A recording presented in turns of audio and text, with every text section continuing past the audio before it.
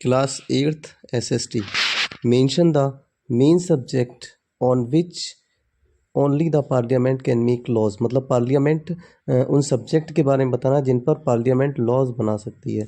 ठीक है, तो पहला सब्जेक्ट है हमारा रेलवे, दूसरा नेशनल हाईवे, तीसरा airway, military, navy, wireless, banking, air force, telephone, ancient monuments, past and telegram. ठीक है, next question is what is concurrent list. Mention the major subject contained in this list. मतलब concurrent list क्या है और इसके अंदर कौन कौन से सब्जेक्ट इंक्लूड किए जाते हैं। ठीक है, parliament and the state legislature both can make laws on the subject specified the concurrent list. मतलब बहुत सारे सब्जेक्ट हैं जिन पर कंकरेंट लिस्ट के अंदर आते हैं। इन कंटेन अबाउट 47, कितना 47 सब्जेक्ट अप्रॉक्स किसके अंदर रहते हैं, कंकरेंट लिस्ट के अंदर रहते हैं।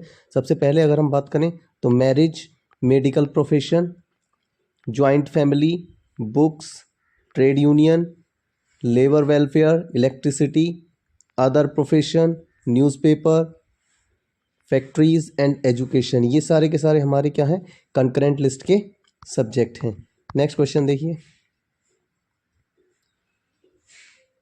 Name two type of government on the basis of relation between executive and legislative. ठीक है, अगर हम एग्जीक्यूटिव और लेजिस्लेटिव के बेस पर गवर्नमेंट का कैटेगराइजेशन करें तो ये दो आते हैं, एक आता है हमारा पार्लियामेंट्री गवर्नमेंट और दूसरा आता है presidential government. Next question is name the 3 organs of the government. तो ऑर्गन जो गवर्नमेंट है, गवर्नमेंट के 3 ऑर्गन्स कौन कौन से हैं। पहला है लेजिस्लेटिव, दूसरा second executive and third the judiciary. Next question is what is parliament. ठीक है, parliament the union legislature is known as parliament. Its 2 houses are Lok Sabha and Rajya Sabha. मतलब लोकसभा और इस राज्यसभा को जब हम मिक्स कर देते हैं तो क्या बन जाता है, वो हमारा यूनियन लेजिस्लेचर बन जाता है। Next question is write down any 4 secular provision made in Indian constitution. मतलब इंडियन कॉन्स्टिट्यूशन में 4 सेकुलर प्रोविज़न कौन कौन से बनाए गए थे। तो by 42nd amendment the word secularism is included in the preamble of the preamble constitution. मतलब प्रेम्बल के अंदर 42nd अमेंडमेंट में ये वर्ड जो सेकुलरिज्म था इसको ऐड किया गया था। नेक्स्ट है India there is no, on नहीं है, देयर इज नो, क्या है बेटा, there is no state religion. मतलब इंडिया में कोई भी एक रिलीजन स्टेट रिलीजन नहीं है। Under the Indian constitution all religions are treated alike. मतलब जितने भी रिलीजियंस हैं इंडिया में वो सारे के सारे सेम ट्रीट किए जाते हैं। नेक्स्ट है state can not make any discrimination on the basis of religion. मतलब कोई भी स्टेट है वहाँ पर किसी भी रिलीजियन के बेस पर, किसी भी धर्म के बेस पर क्या है, कोई डिस्क्रिमिनेशन, कोई मतभेद, कोई भेदभाव नहीं किया जाएगा। ठीक है, नेक्स्ट क्वेश्चन देखिए,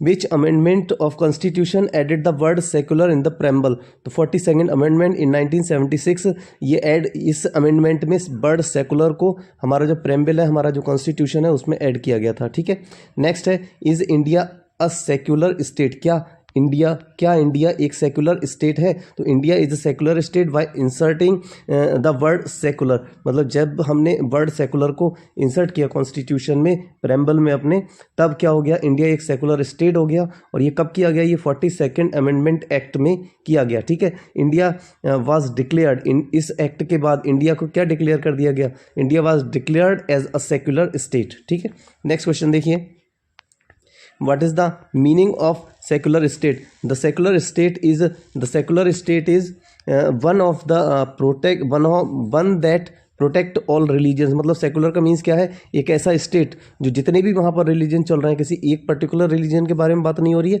जितने रिलीजन वहाँ पर हैं उन सारे के सारे रिलीजन्स को इक्वली ट्रीट करेगा, उनको इक्वली प्रोटेक्ट करेगा। And does not uphold any religion as the state religion. और किसी भी एक रिलीजन को पकड़कर ऐसा नहीं बोला जाएगा कि ये हमारा स्टेट रिलीजन है। ठीक है, ये कैसे हुआ, क्योंकि हमारे पास क्या है, वर्ड सेकुलर आया। ठीक है, नेक्स्ट क्वेश्चन देखिए, right down about habeas corpus. This means an unlawfully detained person has to produce before the court to find out whether the detention was legal और नॉट। मतलब जो डिटेंशन है, जो उसका अटेंशन है वो लीगल है या नहीं है, ये कैसे पता चलेगा? The most valuable right for the protection, क्या प्रोटेक्शन के लिए क्या सबसे वैल्यूएबल राइट है? Right down about mandamus, mandamus क्या है? The writ is used when a public servant has failed to perform a duty, मतलब कोई पब्लिक सर्वेंट है वो किसी भी तरह से अपनी ड्यूटी को परफॉर्म करने में फेल हो जाता है। In such case the court order the concerned officials to perform the duty not performed earlier, मतलब जो उसने ड्यूटी अपनी परफॉर्म नहीं करी है उसको जल्दी से जल्दी सही वे में परफॉर्म करने के लिए कोर्ट ऑर्डर देता है।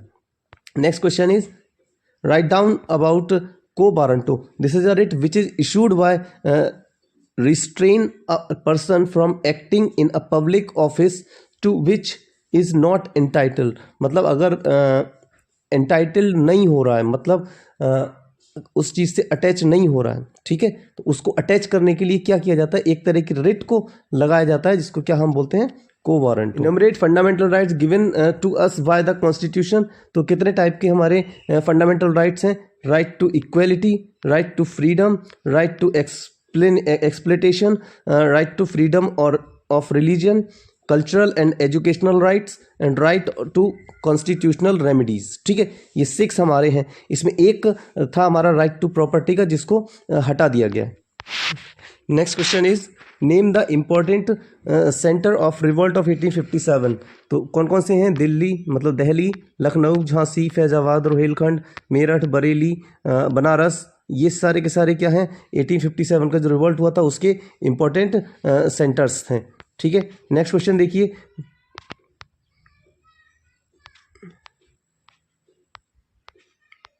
List the main source of information of modern period, ठीक है, तो मॉडर्न पीरियड में British paper, books, letters, wills, newspaper and old buildings, ये सारे के सारे क्या थे? इंफॉर्मेशन के सोर्सेज थे।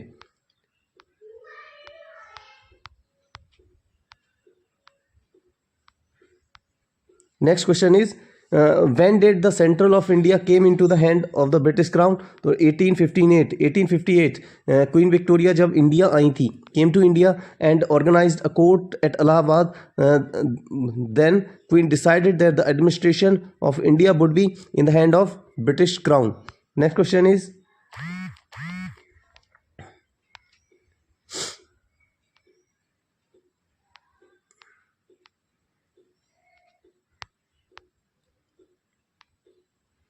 Next question is explain the role of industrial revolution in England destroying the Indian textile industry, ठीक है, तो ऐसा क्या है?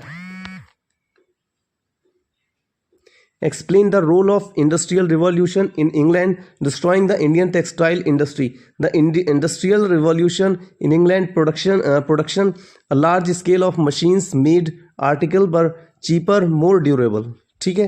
पहली चीज, invention textile in particular could be complete with the mill more imported from England, it result destroying the Indian textile industry. अब हुआ क्या?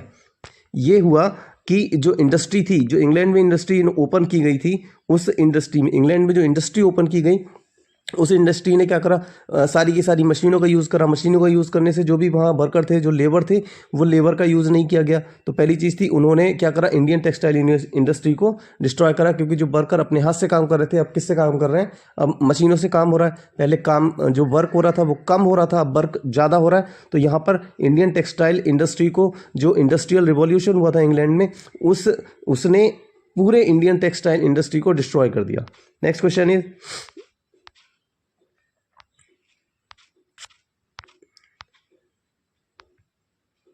Why did the revolt of 1857 fail, मतलब 1857 का जो रिवॉल्ट था वो फेल क्यों हो गया? तो सबसे पहला है they did not have unified command, मतलब इनके पास कोई सेंट्रल यूनिफाइड पावर नहीं थी। Indian soldier fought without advance arm, जो इंडियन सोल्जर्स थे इन्होंने लड़ाई लड़ी कैसे? इनके पास एडवांस हथियार नहीं थे, फिर भी इन्होंने लड़ाई लड़ी। There was no pre planning, क्या है? प्री प्लानिंग कोई नहीं थी इनके पास कि प्लान करके हम फाइट करते हैं, तो प्री प्लानिंग कोई नहीं थी। इसीलिए क्या हुआ? ब्रिटिश और देयर जो ऑफिसर्स जनरल्स थे उन्होंने क्या किया? इजीली जो हमारा 1857 का रिवोल्ट था इसके लिए दबा लिया। Next, who was Birsa Munda? Birsa Munda was a tribal leader. कौन था? ट्राइबल लीडर था। और next question is who was Birsa Munda. Birsa Munda कौन था? Birsa Munda leader of Munda tribe, leader of Munda tribe, ठीक है। और जो रहते कहाँ थे? Inhabiting in the Chota Nagpur. कहाँ रहते थे? छोटा नागपुर रीजन में रहते थे। Birsa Munda was the tribal leader of Munda tribe inhabiting in the Chota Nagpur region, ठीक है। नेक्स्ट क्वेश्चन देखिए,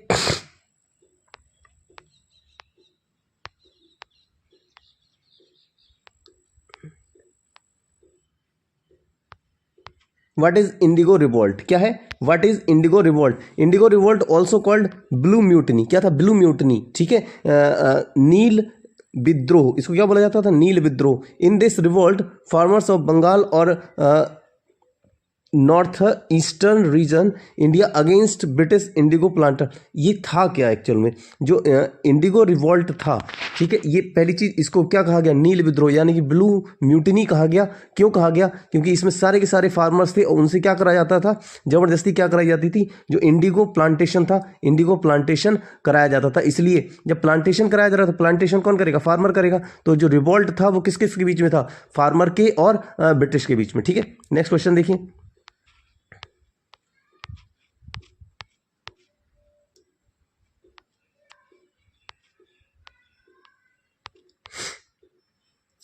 What was Rayatwadi system? Under the Rayatwadi system, the revenue was fixed for a period of 30 years. जो रैयतवाड़ी सिस्टम था, इसमें revenue को fix कर दिया गया था 30 ईयर्स के लिए। It was based on the quality of the land. ये क्या है? किसके ऊपर बेस्ड था बेटा? जो क्वालिटी थी, लैंड की जो क्वालिटी थी, उस लैंड की क्वालिटी के ऊपर ये बेस किया गया था। नेचर ऑफ द क्रॉप, और किसके ऊपर था? Nature of the crop, crop किस तरह की लगा रहे हो, किस तरह का क्रॉप प्रोडक्शन हो रहा है, उस पर ये बेस्ड होता था। और रेवेन्यू कैसा था? Revenue was high, revenue high था। One of the total production, मतलब जितना प्रोडक्शन हो रहा है उसका 1/3 था, 1/2 था। कितना था? 1/2, मतलब उसका ठीक आधा क्या करते थे? रैयतवाड़ी सिस्टम में एज अ रेवेन्यू कलेक्ट कर दिया जाता था। Next question is explain Mahalwari system. क्या है? Mahalwari system. In Mahalwari system a common ownership of land prevail in group of village called Mahal, मतलब जिससे ये महालवाड़ी सिस्टम में रेवेन्यू जिससे कलेक्ट किया जाता था उसे क्या बोल दिया था? महाल, ठीक है। This system the settlement was made with क्या है? तालुकादार और the head of the Mahal, मतलब जो महाल को कंट्रोल करता था। जैसे अभी क्या है, गांव में कंट्रोलर कौन है? जो कंट्रोल करता है वो प्रधान करता है, ठीक है। तो ऐसे ही इस टाइम में जब महालवाड़ी सिस्टम चल रहा था तो महाल को कंट्रोल करने के लिए क्या बनाया गया? तालुकादार बनाया गया, जो क्या करता था? पूरे महाल को कंट्रोल करता था। इसी को क्या बोला जाता था? तालुकादार को हेड ऑफ द महाल बोला जाता था। और इसका काम क्या था? Revenue collection. क्या करना? Revenue collection. And headed it over to the British, और जो ब्रिटिश कलेक्टर हुआ करते थे, जो ब्रिटिश के कलेक्शन करने वाले होते थे, वो तालुकादार उस रेवेन्यू को कलेक्ट करके किसको देता था? ब्रिटिश कलेक्टर्स को दे देता था, ठीक है। तो थैंक यू, आज के लिए इतना ही।